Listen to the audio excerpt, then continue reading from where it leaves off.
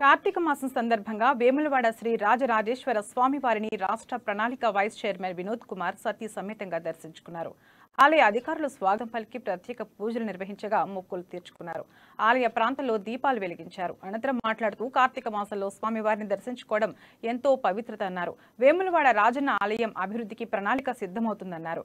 మునుగోడు నియోజకవర్గంలో ఘనంగా మెజారిటీ సాధించామని, ప్రజలు టీఆర్ఎస్ వెంటే ఉన్నారని వెల్లడించారు.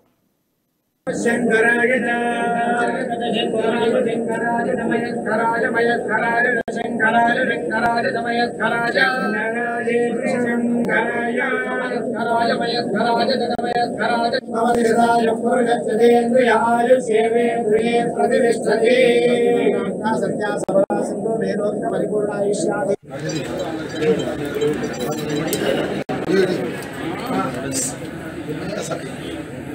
విషయంలో ఉండాలి ఇట్లా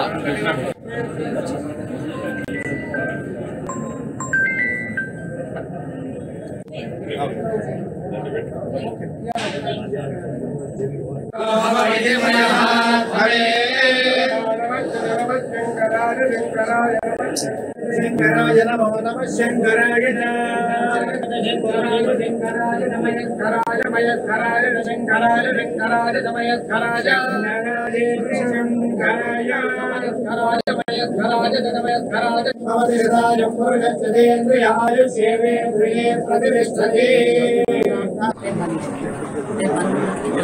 కార్తీక మాసం ప్రారంభమైంది కాబట్టి మరి పౌర్ణమి రేపు అయితే రేపు దేవాలయాలు మరి దీనివల్ల గ్రహణం వల్ల ఉండవని చెప్పి తెలియడం వల్ల ఈ రోజు ఇక్కడ రావడం జరిగింది. మేమందరం కూడా నిన్ననే మునుగోడు ఎన్నికల్లో కూడా బ్రహ్మాండమైన మెజార్టీతో మరి టీఆర్ఎస్ పార్టీ గెలవడం జరిగింది.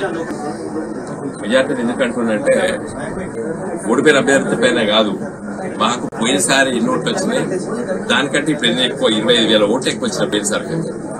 కాబట్టి మంచి ఓటర్ మహాశయులు మునుగోడులో టీఆర్ఎస్ పార్టీకి పెద్ద ఎత్తున మాకు ఓట్లు వేశారు. పోయినసారి కంటే దాదాపు 25,000 ఓట్లు ఎక్కువ వచ్చినాయి మాకు. కాబట్టి మేము మంచి మెజార్టీతో మేము గెలవడం జరిగింది. మరి గెలిచిన సందర్భంలో కూడా వేములవాడ శాసనసభ, శ్రీశైల శాసనసభ నుండి చాలా మంది నాయకులు, కార్యకర్తలు వచ్చి ఒక నెల రోజుల పాటు పనిచేశారు.